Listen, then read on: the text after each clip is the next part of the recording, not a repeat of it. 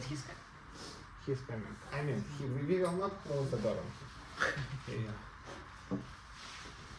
But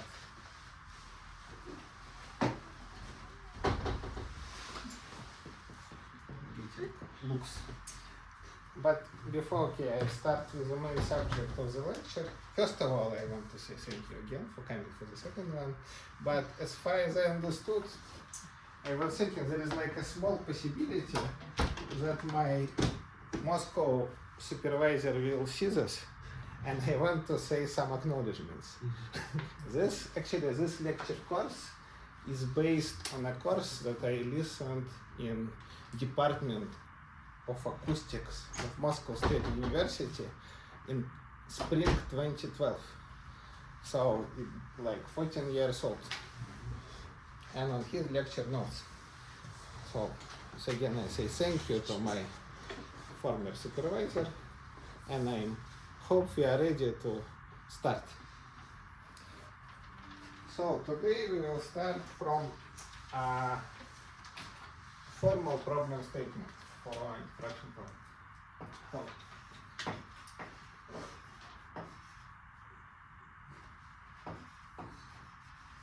Problem statement.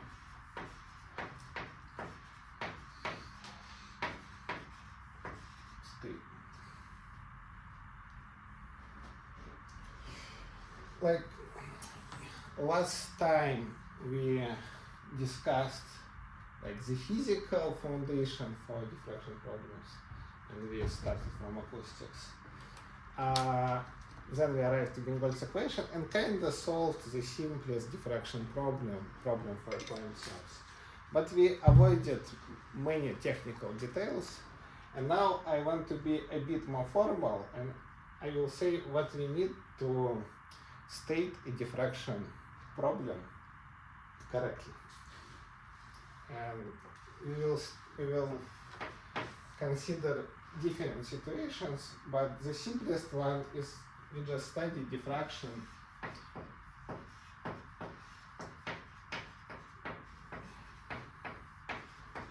by a smooth obstacle.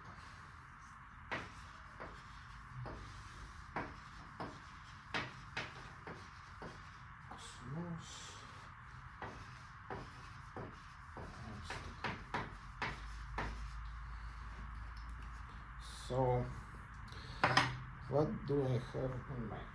So we have some obstacles. Sorry about this.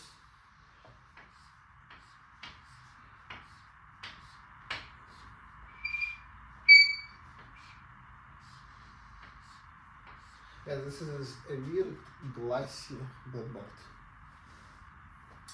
But so we have some finite obstacle. Its boundary is d omega. And usually, almost always, I will consider a problem of scattering by a plane wave. Last time we discussed a lot what is a plane wave. Like the idea, of course, we solve problem for a plane wave, then using Fourier transform, we can find the solution for any type of source. Like we solve two problems, for plane wave and for a point source. And we don't consider other sources. We suppose we can write down a Fourier or a integral, which will give us the solution for arbitrary forcing. But the typical situation is like this. And we have some, so we have the incident field, and we have scattered field.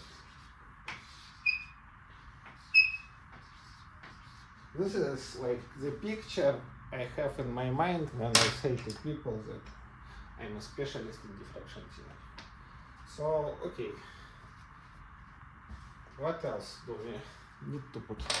So, first of all, governing equation. Again, I will write it down many times. But yeah, that should be fine. We studied Gingol's equation. This equation satisfied everywhere in domain omega, And we have some boundary conditions and boundary d omega. And as I said, if we consider green function, we have some point source delta function on the right hand side, but also sometimes we also can put delta function on the boundary. So what can we say about this equation in general? Usually we will think that k is constant. If we want to make things more complicated, we can suppose that k is some function of x and y, of space parameters. What else we can do? Of course, if we will add some like airflow, we will get additional term to our equations.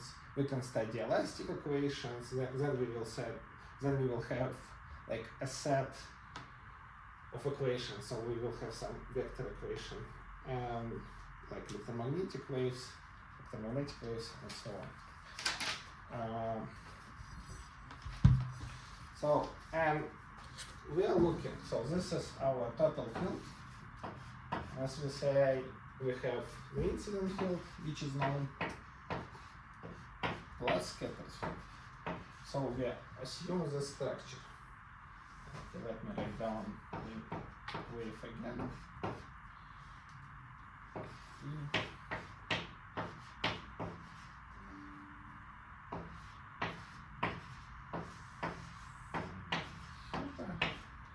So where r and phi are polar coordinates, and theta is angle of incidence. So I suppose here it's this.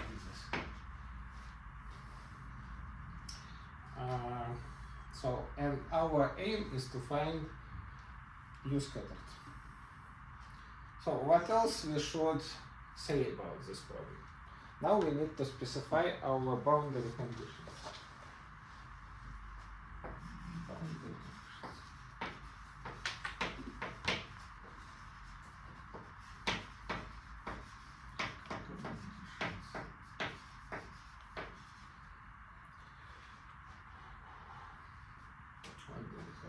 Examples.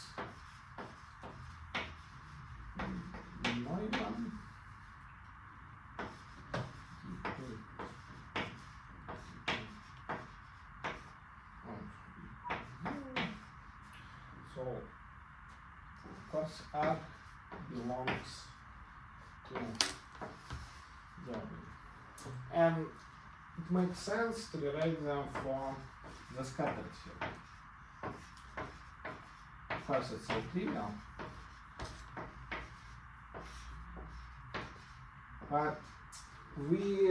but there is like an ideological part. When we consider this problem, we can say that we study a problem for the scattered field, so we put kind of SC here and SC here, but we say that we have some sources, like some source distribution on the boundary. So or instead of considering plane wave everywhere, we just consider some inhomogeneity on the boundary. Same with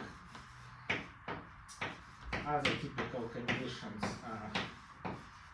Dirichlet.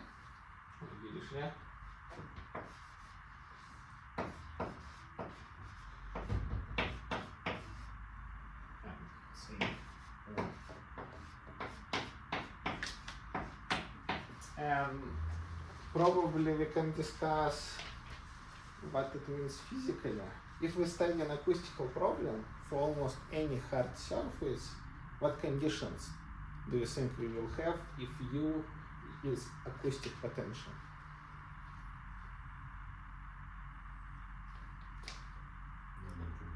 None, because we want the velocity to be zero.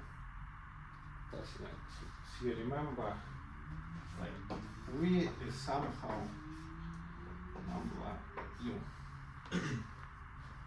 So this condition means that we have zero oscillation velocity on the surface, and this condition means that we have zero pressure. And it's very hard to find a media where you will have a Dirichlet conditions in acoustics. But a common example is a boundary between water and air. So if you consider the problem in water, air doesn't weigh much, and we suppose that pressure is almost zero. Like pressure disturbance for fluid waves. And of course, if you study other problems, you will have different meanings. And the third important condition is called the impedance. Do you understand what does it mean to take a normal derivative? Suppose it's not. So yeah, we need to define some normal vector to the surface.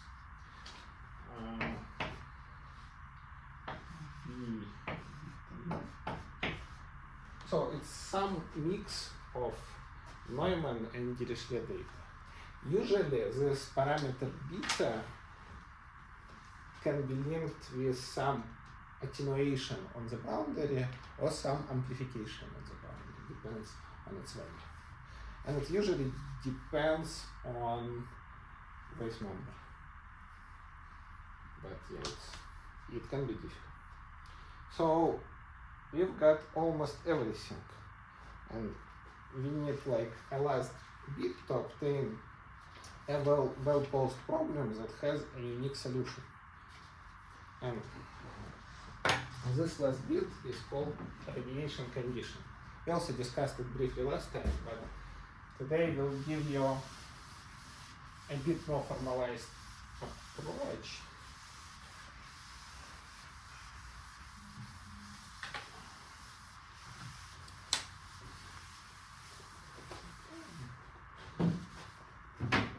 To radiation condition.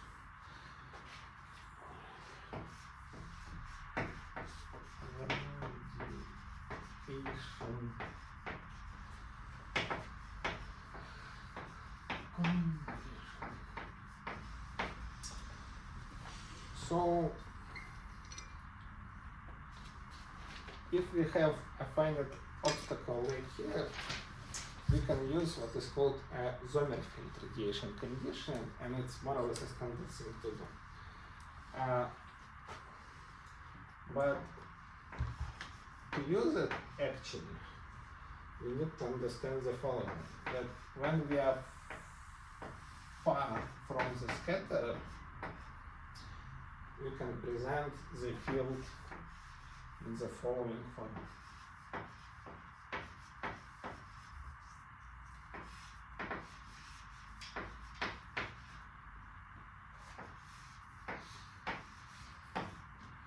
And intuitively, this form should be understandable, because this is a cylindrical wave. So we say we have some scatterer, but very, very far from it, we say that scattering happens the same way it happens on a point source. And we already solved the problem for a point source. We know that far from scatterer it behaves like this. So we have some cylindrical wave. But then we say that this wave probably should be somehow modulated.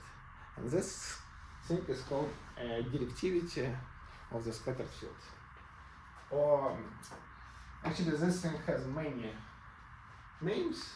One of them is directivity, far field pattern,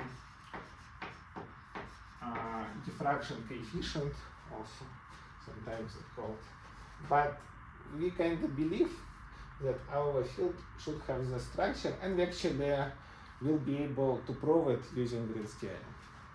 There is a way to prove it for finite obstacles. For infinite, it becomes a bit more tricky. And for convenience, this coefficient is chosen like this.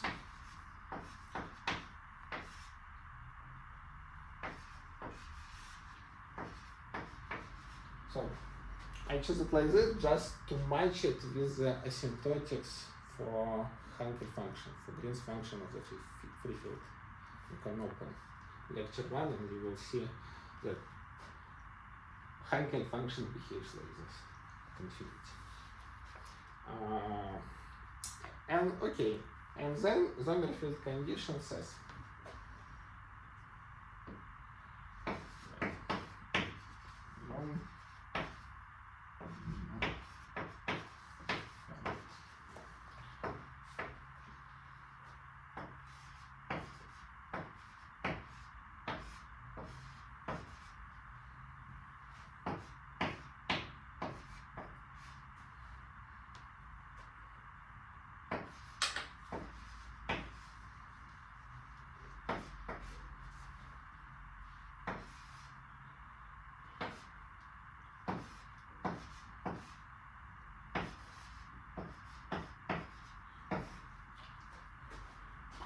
and this is small o. I don't know, is it okay?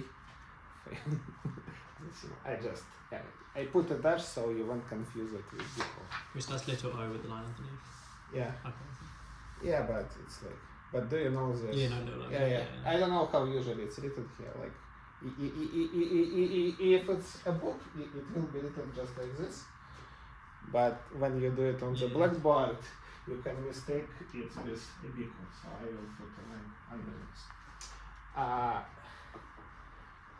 And of course, this condition depends on how we choose our time dependence.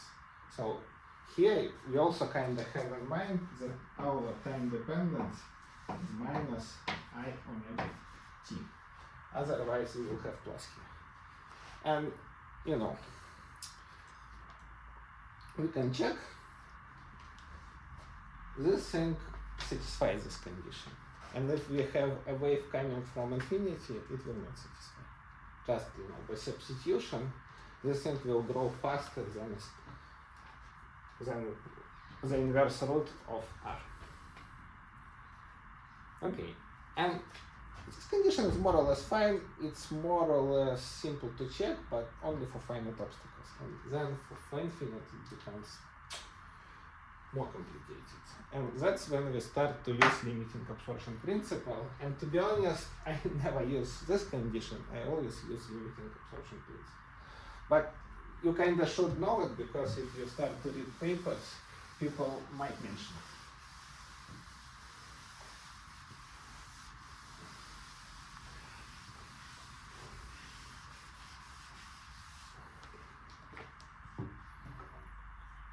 So, complex limiting absorption.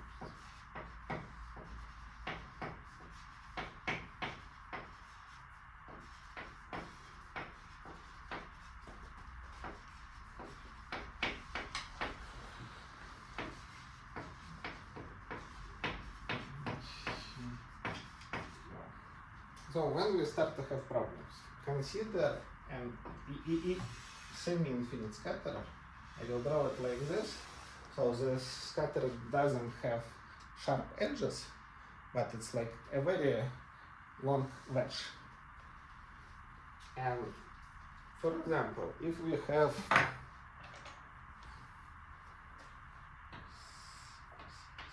incident wave coming from here, and then since this thing is planar, we will actually have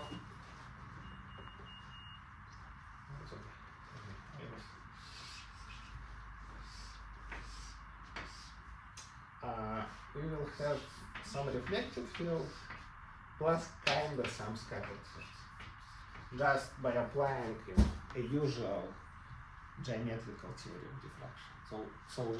So you know, if you have just a plane, we will have a mirror reflection, but this plane will not satisfy Sommerfeld condition, this wave, because this wave kinda, it will not satisfy like somewhere here. So what do we do? yeah, simple solution is to forget about Sommerfeld and to use limiting absorption principle. We say that our wave number now consists of 2 bits.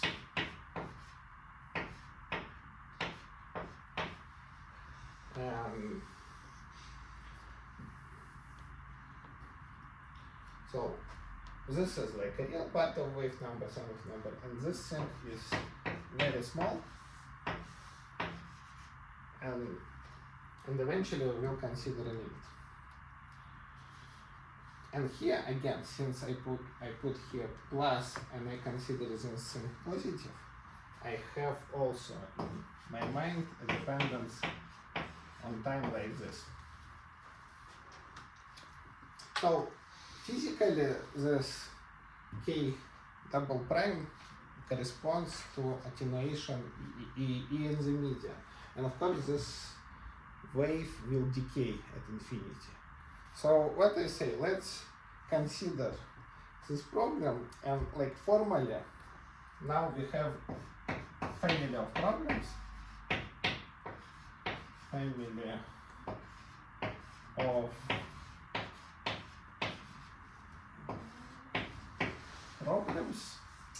and this family for scattered field, it depends on space coordinates and a wave number, and that's what we do formally. We solve this problem for some k, and we only keep the waves that decay at infinity. So we find all the solutions, but only keep those that decay. And then we say that the real solution is a limit.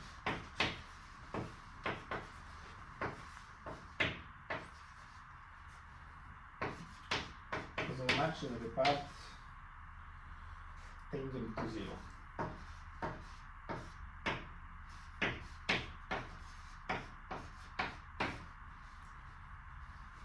This definition might seem a bit, complicated. So first we need to consider a family, then we need to find the limit, and we kind of need first to prove that this limit exists, and second we need to prove that this limit corresponds to the real solution.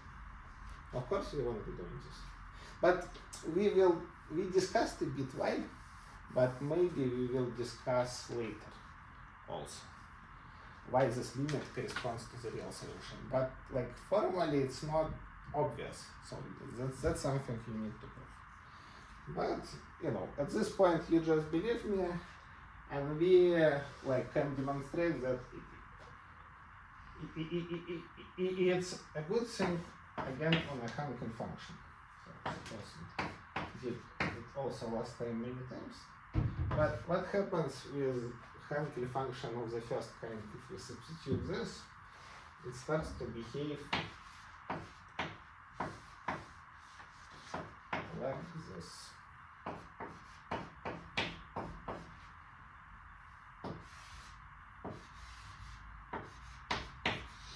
And from HO2 it behaves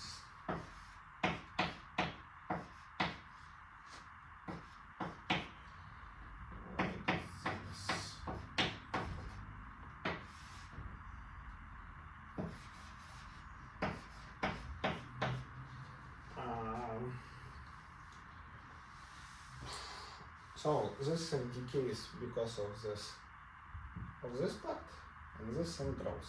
So when we need to make a choice, we don't choose this one, we choose this one. And that's it.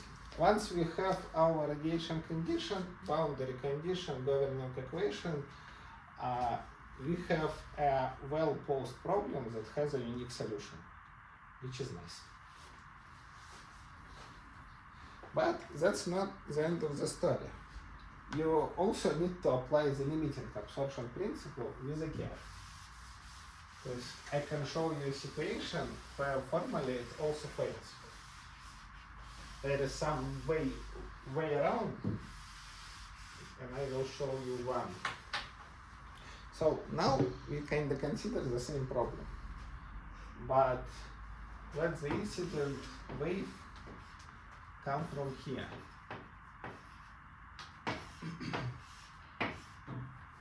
Makes sense. And then we will have a reflected wave going the same here, but now the incident wave grows at infinity by design. So that's not part of our solution. And then the reflected wave will grow at infinity. So when we go here, you can also see it like this. So let's study the field close to the surface. We know that the field on the surface will be very close to double the incident field because of the mirror reflection. And since this thing grows, we will have exponential growth along this line because of this parameter.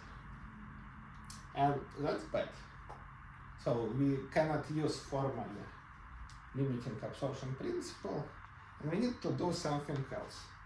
For this particular problem, a simple solution, we just extract the reflected field. So we now can say, okay, now we consider the total field being as u in plus u ref plus u sum diffracted. And this thing will decay at infinity, but this too will grow. And another approach, it's a more safe one, and it's also maybe simpler if you consider three-dimensional problems. You don't consider a plane wave anymore. You say, how to say it correctly, never mind, and put a point source. Okay, let's consider a problem with a point source.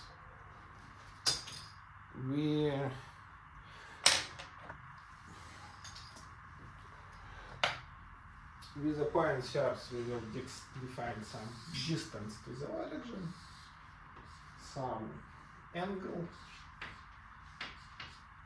and then, of course, what we will do, we will take this point source to infinity. And at the limit, as this point source tends to infinity, we will get a solution for plane wave problem. But now to get actually a plane wave, we need to multiply this point source by some amplitude, which will compensate decay and phase shift as we move our source. And what will be this amplitude? So we have some source of amplitude A, and this A should be something like this. This is I.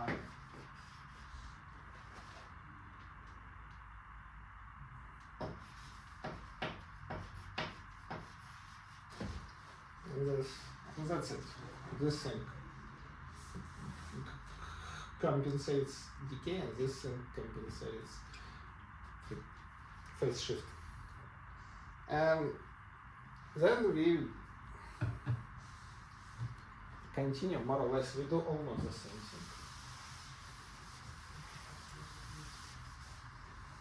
thing. But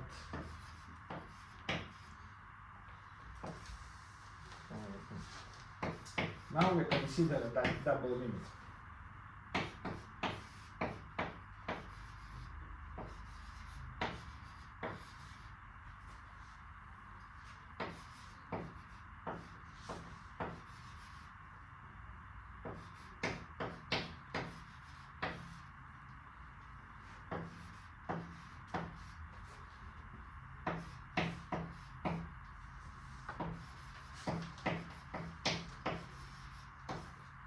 Now you have a two-parametric wave family, and again you need to be able to prove that such a limit exists and it tends to the solution.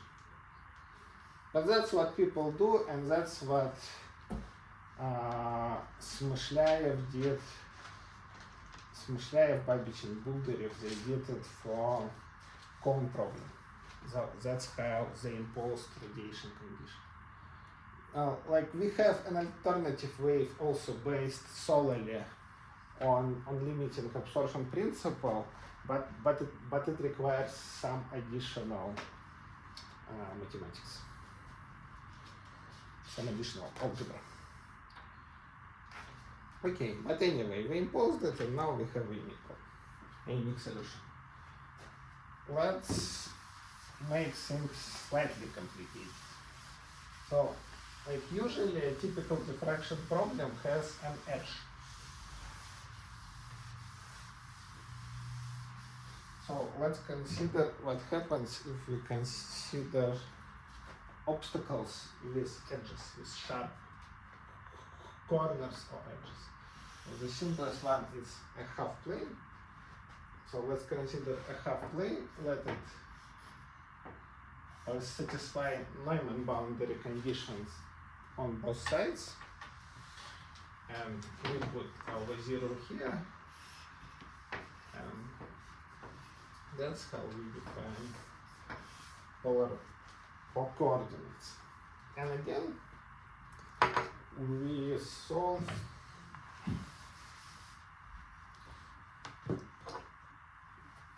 so let's try to find the solution of this equation. Surprisingly or unsurprisingly, let U be equal to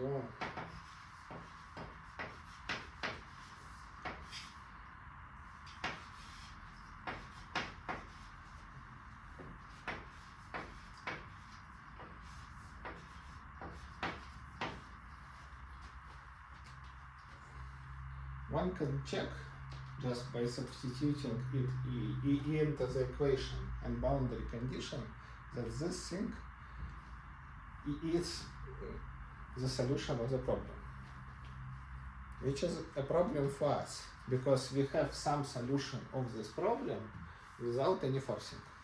So we lose uniqueness. And we need to do something to again have a unique solution for problems with edges. Of course, this solution has a singularity around point 0, so it's kind of corresponds to a like very specific dipole source that we put into this vertex.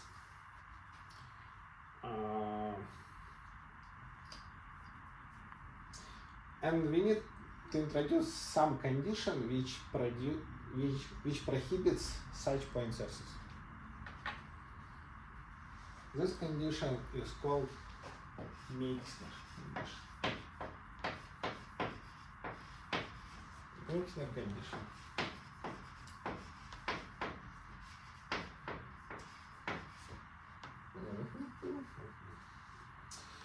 So what we do? So we study our field in the vicinity of the vertex. So we will compute something which looks like the energy, and we will ask for this thing to be finite. And if the thing is not finite, it means that we miss some surface, some sources. And okay, so let's call it omega dash, this volume, and condition is like this.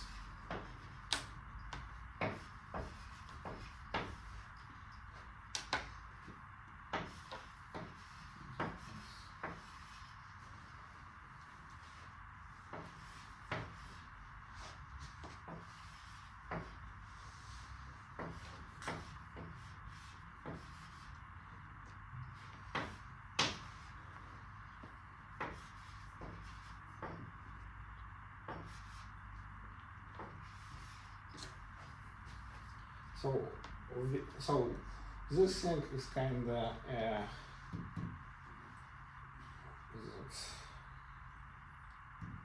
potential energy, something like it's proportional to potential energy, and this one is proportional to kinetic energy. So this thing is like pressure, some compression energy, and this velocity. I just don't care about coefficients because they are positive anyway. And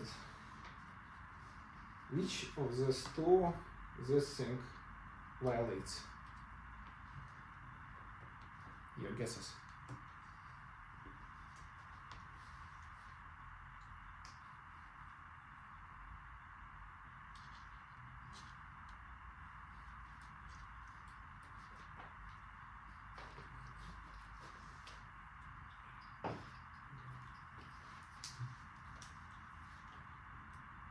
Seems to obviously violate the first one, the one on the left, because of the square root when you go towards zero. You just close it. Oh, here it behaves.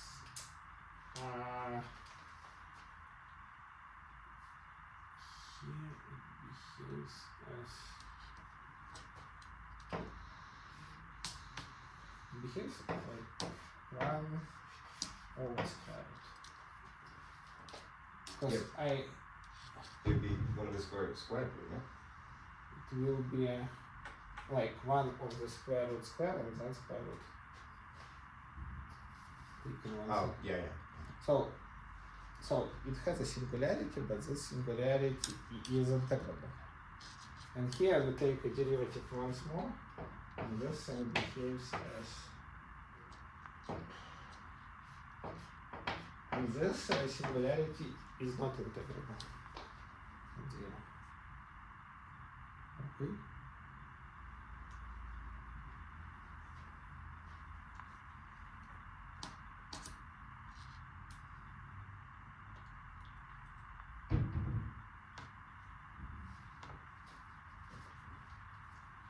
Because is it clear?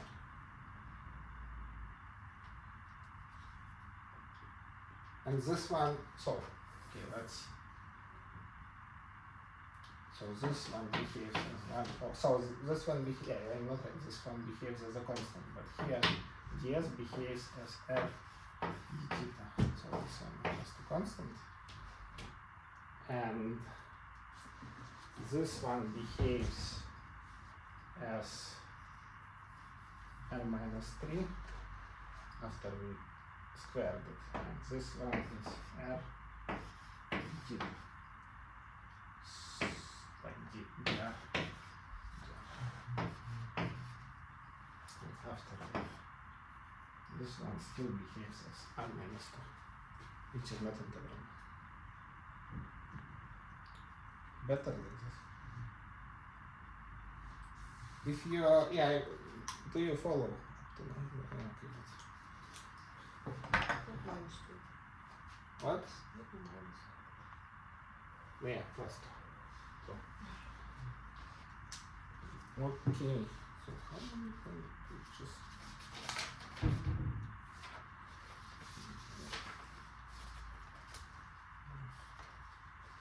Okay, let's have a 3-minute break.